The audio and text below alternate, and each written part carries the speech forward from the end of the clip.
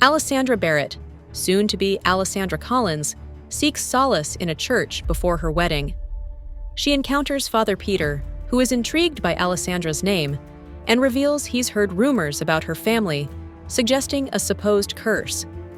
Just as Alessandra begins to confide in Peter, Edgar, her fiancé, arrives.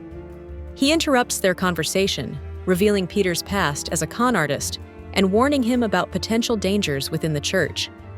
Peter, in turn, subtly accuses Edgar of being the threat, creating a tense atmosphere. What is the true nature of the curse surrounding Alessandra? Why does Edgar exhibit such hostility towards Peter? What is the connection between Peter's past as a con artist and his current role as a priest? Will Alessandra's wedding proceed without further complications?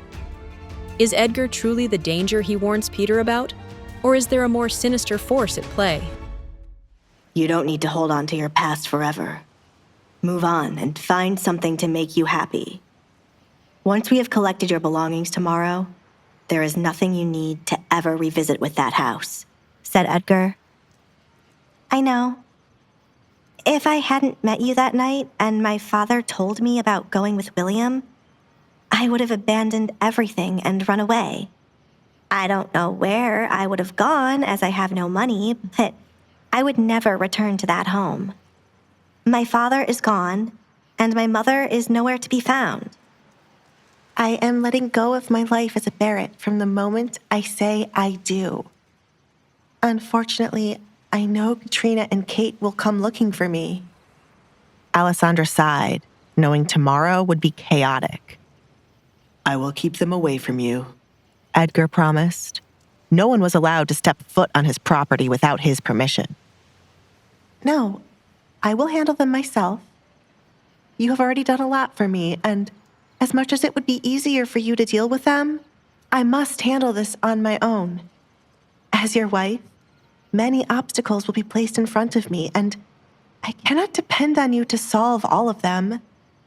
I will see to it you don't regret doing this with me, Alessandra said, fully determined to become a woman who could stand on her own. I am never going to allow anyone to mistreat me again. And if anyone tries to do the same to you, I might just kill them. My, what an interesting woman I am marrying. Edgar chuckled, highly entertained by Alessandra promising to protect him. He was right in thinking back then she would become a woman to flip the town upside down. I have a feeling our married life will be entertaining. How can it not be when the rumored monster Duke and the Baron's masked daughter are getting married? Alessandra could hear the gossip already. I am ready. You two should make your way to the altar, Peter said from the altar. Did I mess up a moment between them? He wondered after realizing how cozy they looked as they spoke.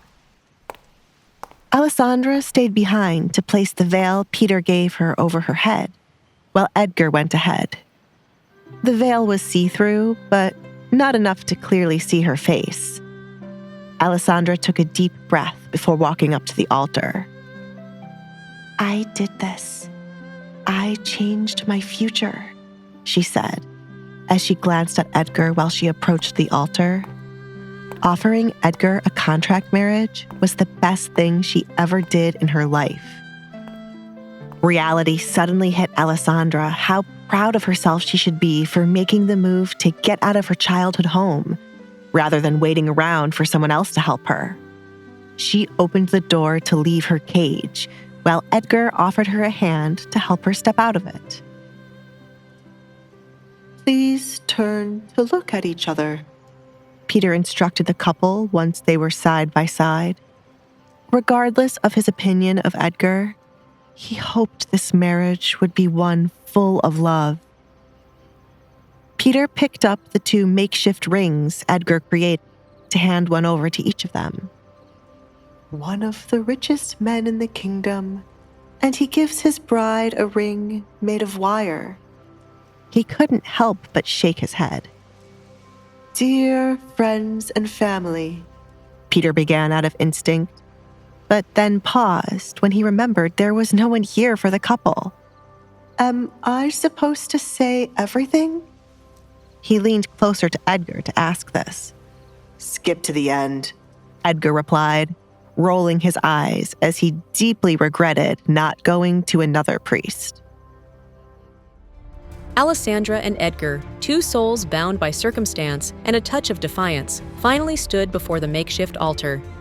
He, the aggressive and popular duke, and she, a supposedly cursed daughter of a notorious baron, their union a whispered scandal across the kingdom. Alessandra, yearning to escape the gilded cage of her past, saw in Edgar not just a husband, but an unexpected ally. Will their unconventional marriage survive the scrutiny of the court and the whispers of the nobility? Can Edgar truly let go of his past and embrace the vibrant, unpredictable life Alessandra offers? What secrets and dangers lie hidden beneath the surface of their seemingly idyllic union? Will Alessandra be able to stand on her own 2 feet and navigate the complexities of court life without relying on Edgar? Hey, I'm Alessandra. If you're wondering what happens next, download the Pocket FM app now and listen to the exciting episodes of The Duke's Masked Bride.